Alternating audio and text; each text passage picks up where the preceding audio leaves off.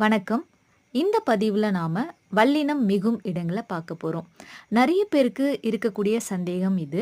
எந்த இடத்துல ஒற்று வரணும், எந்த இடத்துல வரக்கூடாது அப்படின்னு நிறைய பேருக்கு இருக்கக்கூடிய சந்தேகம். முதல்ல எந்த எழுத்துக்கள் எல்லாம் ஒற்றுக்களாக வரும் அப்படின்னு நம்ம பார்க்கலாம். இக்கு, இச்சு, இத்து, இப்பு இந்த 4 எழுத்துக்கள் மட்டும்தான் ஒற்றுக்களாக வரும். மேலே கொடுக்கப்பட்டிருக்க வாக்கியங்களை பாருங்க. அங்கு சென்றான். இரண்டாவது அங்கு சென்றான். இந்த 2 வாக்கியமும் ஒன்றுதான், ஆனா வேற வேற பொருளை தருது. முதல் வாக்கியம் பாருங்க. அங்கு சென்றான் அப்படிங்கிறது அங்கு அப்படிங்கிற பெயர் கொண்ட ஒருவன் சென்றான் அப்படின்ற பொருளை தருது. இரண்டாவது அங்கு சென்றான் அப்படிங்கிறது அந்த இடத்திற்கு சென்றான் அப்படிங்கிற பொருளை தருது. ஒரே ஒரு ஒற்று இச்சு வந்ததுனால பொருளே வேறுபடுது.